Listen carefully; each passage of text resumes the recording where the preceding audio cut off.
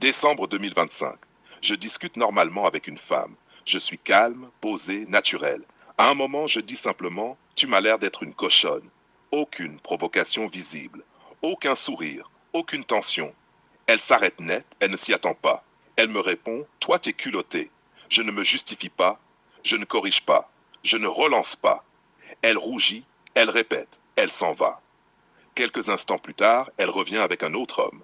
Devant lui, elle répète exactement ce que j'ai dit. Je ne change rien. Même posture, même calme, même indifférence apparente. Aucune défense, aucune explication. Le cours, ce que je comprends après coup. Si elle répète, c'est que la scène n'est pas close. Quand une femme raconte une phrase à un tiers, c'est pas pour informer. C'est parce que ça l'a marquée.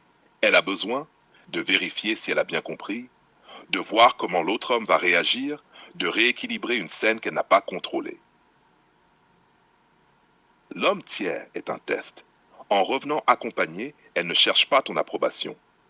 Elle cherche à voir si tu vas te justifier, si tu vas te sentir menacé, si ton calme était un masque ou une réalité. Je ne lui donne rien. Je confirme que ce n'était pas un jeu. Le vrai pouvoir est dans la répétition du calme. Une fois, ça peut être un coup, deux fois, c'est un trait de caractère. Je ne défends pas mes mots, je les amplifie pas, je les laisse exister seuls. Et ça, c'est profondément déstabilisant. Leçon terrain. Quand quelqu'un ramène un témoin, ce n'est jamais pour toi. C'est pour se rassurer soi-même. Et l'erreur classique serait de s'expliquer, s'adoucir, se repositionner socialement. Je n'ai rien fait. Conclusion. À ce moment précis, je ne suis plus l'homme qui a parlé.